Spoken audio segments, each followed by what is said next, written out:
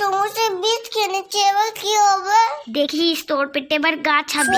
সত্যি পেটের মধ্যে গাছ হবে? হ্যাঁ তো, যদি একটা বীজ খেয়েছিস, এর বেশি খেলে পেটে বাগান হয়ে যাবে।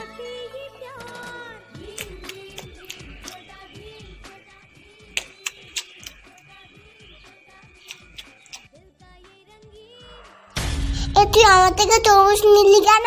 কতগুলো রয়েছে, আমি তো শুধু একটা নিয়েছি। ওরকম করিস কেন রে? না যে তুই আমার তরমুজ, না হলে আমাকে বলবো, দেখবি না। এ পুটেদা, খেলতে যাবি না? সবাই তোর জন্য ওয়েট করছে। যাবো দাঁড়া, ভাতটা খেয়ে নি। তুই আয় এখানে বস।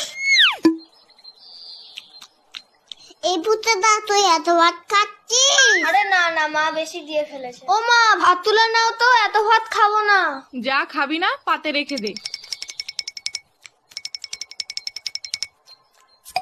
হ্যাঁ রে বাবান, তোদের বাড়িতে আজকে কি রান্না হয়েছে রে? মাংস। তাহলে পুটে আজ দুপুরে মাংস ভাত খেতে যাব বাবানের বাড়িতে, কি বলিস? কেন, তোমাদের বাড়ির রান্না হয়নি? হয়েছে তো, কিন্তু তোদের বাড়িতে তো মাংস হয়েছে, তাই যাব। পুটেদা এত ভাত খেয়ে নিল, তাহলে তো আমাদের সবার ভাত খেয়ে নেবে। হ্যাঁ মা, যাবো যাবো। না আমি তো মিথ্যে কথা বলেছি। বাবা তো পচা কাতলা মাছ এনেছে বাজার থেকে। আমি এখন যাই, সবাই আমাকে খুঁজছে।